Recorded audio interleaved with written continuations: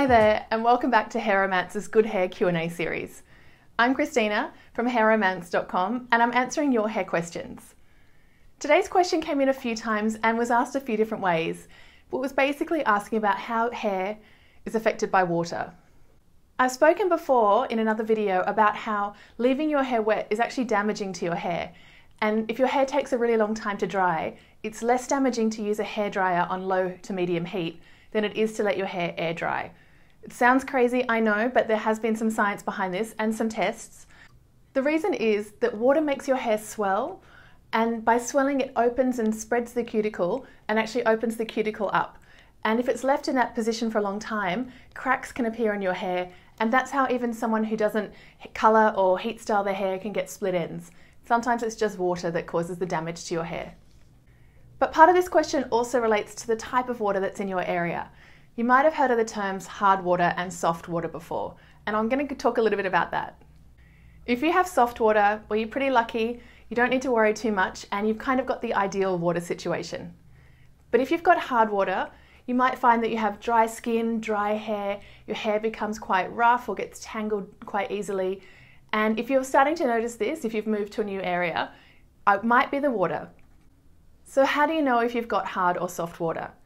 If you're in the US, it makes it quite easy. You can Google it and they should be able to tell you in your particular area. But you should know already by having a look around your bathroom. If you notice any lime scale around the tap or on the shower, definitely got hard water. You can also tell by the amount of froth you get from soap or shampoos and things like that. It's really hard to get any kind of froth in a hard water, where soft water you get like that really big frothy result from soaps and shampoos. Okay, so you've worked out you've got hard water and how it's affecting your hair, making it dry, tangled and more brittle. And here's what you need to do. The first thing is to limit the amount of time that your hair is in that water. This might mean washing your hair less often, and dry shampoo is probably going to become your best friend. You might want to look into getting a water softener system installed in your house if you can. When we stay with our friends in the UK, they have one of these and it makes such a big difference to my hair when I'm there compared to other showers in the UK. Oh, as a little point of reference, I should have mentioned it's easy for the States to find out.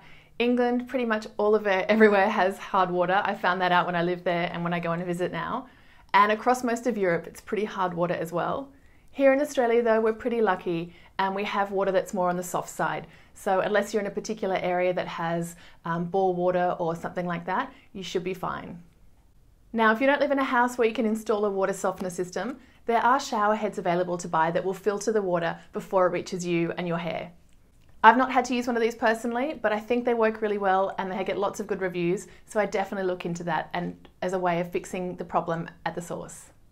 But if you've been dealing with hard water damage in your hair, there's a few things you can do. I recommend getting a chelating shampoo. It's spelled C-H-E-L-A-T-I-N-G.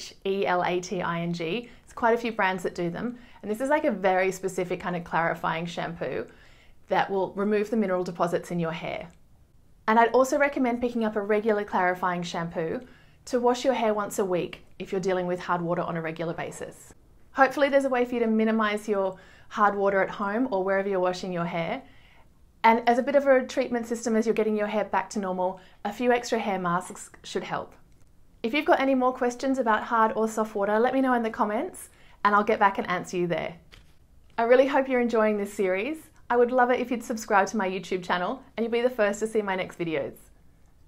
Thank you so much for watching. Have fun with your hair and I'll see you soon. Bye.